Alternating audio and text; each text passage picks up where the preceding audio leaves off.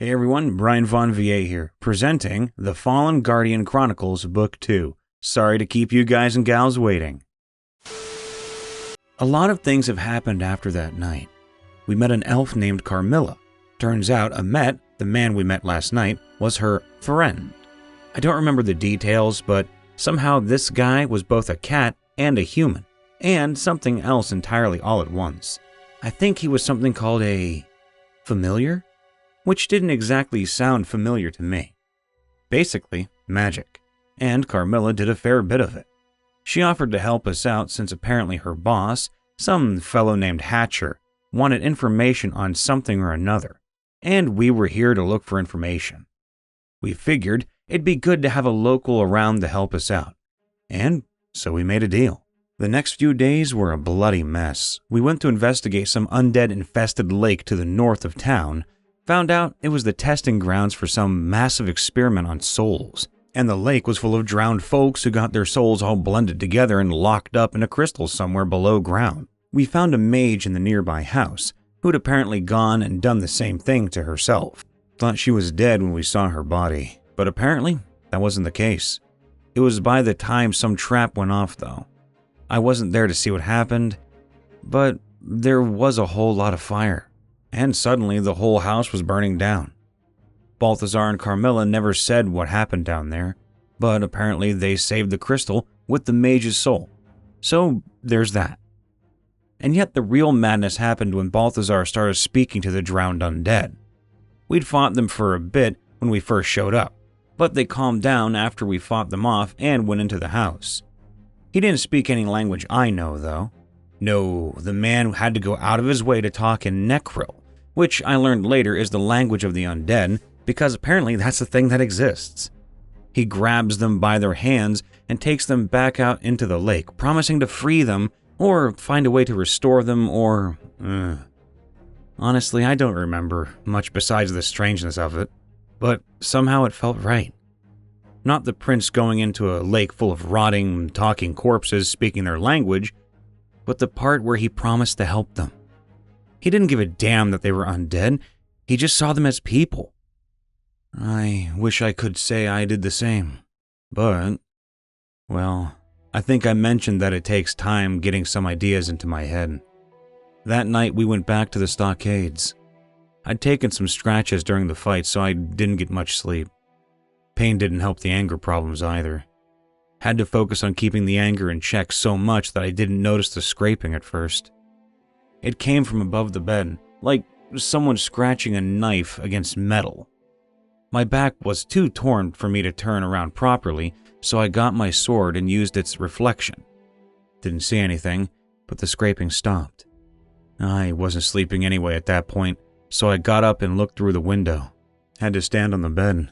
Think I tore up my stitches again doing it. But I looked out and sure enough, on the other side of the road was one of those things. First time I ever got a proper look at one of the hollows. It wasn't pleasant, I'll tell you that. It stared at me from up on a roof across the street, and I swear there was something in those eyes. They don't have pupils or color or anything, it's just pure white, but there was something about those eyes that made me sick. Then it ran off.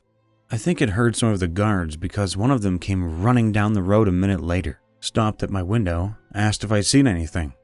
I recognized the guard too. Big fellow, a bit simple, but nice enough.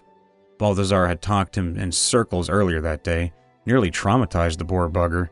We talked for a moment and he called me a good man. I can't remember what I said to him, but I think I was the first one in a while who hadn't treated him like an idiot. Then he ran off to chase off the hollow. They found his corpse along with 2 others the next morning. I didn't even bother to remember his name before he ran off. We stopped by Raven's home again. The place looks better. There are people in the streets, trade, and even some celebrations. They found the rest of the dwellers down below. They lost some people, but that's hardly any news. Zasta survived, at least, as did Cilia. Trayson invited me for drinks. Guess I'm an honorary dweller after all. Akira broke the news about Niva to Zasta. She certainly took it better than either of us did, but I know there's more under the surface. I just hope she doesn't hate me for it. It's nice to be in a bed again, though. even if it's hardly the best place to rest. Can't sleep properly here after the business with the hollows in the windows. Pulled the bed to the other end of the room this time, and I can't stop looking up every few minutes or when I hear anything move. But if I can't sleep, I might as well write.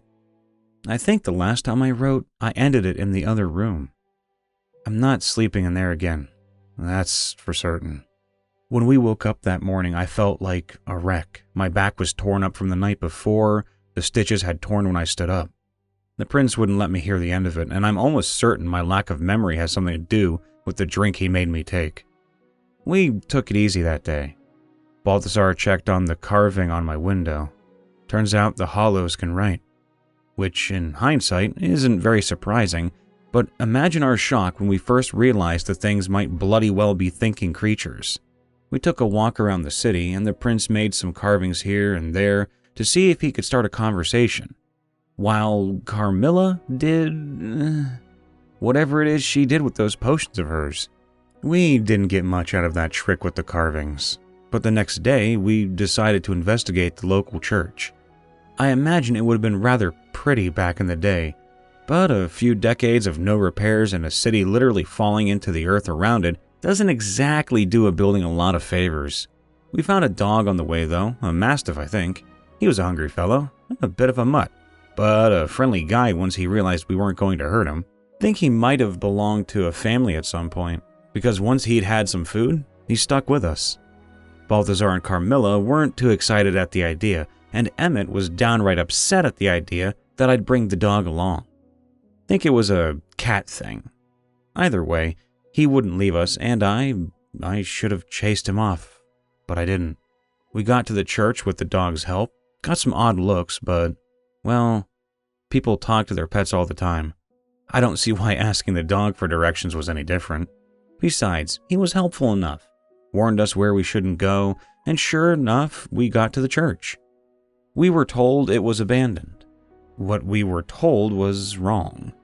I don't know what was going on within those walls, but it was wrong. We saw statues, old ones from when the city was still alive, and a new one. I think it was made of flesh, some form of demon, and some depiction of Jericho, the son of the former lord of the city. It was bad, but like the bull-headed bastard he is, Balthazar went on in anyway, struck up a conversation with the head priest of that, I can't call it anything but a cult. Surprisingly, the man was talkative, though I suppose that's no surprise when he's the only one in the church who doesn't have his mouth stitched shut. Must really love the sound of his own voice if it's the only one they're allowed to use.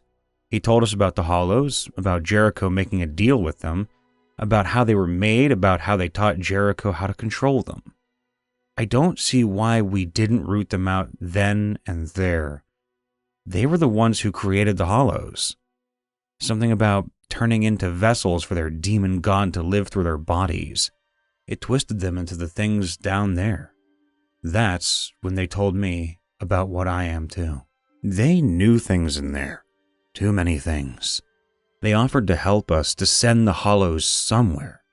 Apparently they had just enough control to send the horde to somewhere, but not enough to keep them there or enough to stop them from killing. I should have stepped in, said something, but I was too stuck in my own arse, thinking I was just there to follow orders and not question what my liege did. But I won't forget those fires. I won't forget those screams. They attacked Hatcher's den, the place where Hatcher was set up, the unofficial leader of the city in the absence of any nobles or royalty. He was a criminal, a gang leader, and from the sounds of it, not the nicest of people. But folks were loyal, and he paid their wages. He kept them alive and organized. I don't know what happened to him after that, but they haven't found him since. And then we went down. We were shown a crypt, a place that led downwards. We found a cave, and we found a hollow that stuck around. I swear I saw a mind in those eyes when it killed the dog. It looked straight at me when it clawed his throat out. I think it smiled. It still did when I tore its head off. I wish I could have done something, but I suppose it was bound to happen. The first time I failed to protect someone, we buried him and went into the cave. Hey everybody, Brian Von VA here, checking in after the vid. I know the ass end of that video got a little bit rough, but hey, it's okay, we're all in this together. If you liked the video, make sure to leave a like, subscribe, and to ring that bell so you can get notified when we post a new one, or if we ever go live. Make sure to check us out on Mr. Ripper as well, which is our main channel, and if you have a story to submit, go on over to our subreddit r/Mr. Ripper. Want to use your help action to come follow me and say hi? Come do so over at Brian Von VA on Twitch and YouTube, and you can bet your bottom dollar that links are going to be in the description below. As a special message at the very end, I just want to say to anyone out there who's dealing with a lot this time of year, I know that the holidays can be kind of hard for you. I do, because everyone gets seasonal depression here and there for some reason or another, and with COVID happening, it's going to be even worse. But I just wanted to say that you matter. I know, people say that arbitrarily. It's like, oh, fist bump. No. You guys and gals out there, you all matter. Doesn't matter who you are, what you believe, what you do. You matter. You matter to someone, to me, to your friends, to your loved ones, anybody. There is someone out there that cherishes you. I do. I don't even know half of you, if not even a quarter of you. I barely know 99% of the people listening. But I know you matter to me. So please, carry that with you throughout the rest of your life, that you matter to somebody, and that someone took time out of their day to let you know that. Because it's true. You're worth love, you're worth happiness, and you're worth health in all aspects, mental, physical, and financial. So take good care of yourself. Do the best you can, because the best is all you got. All the love, everybody. We'll be here. See you next time. Bye for now.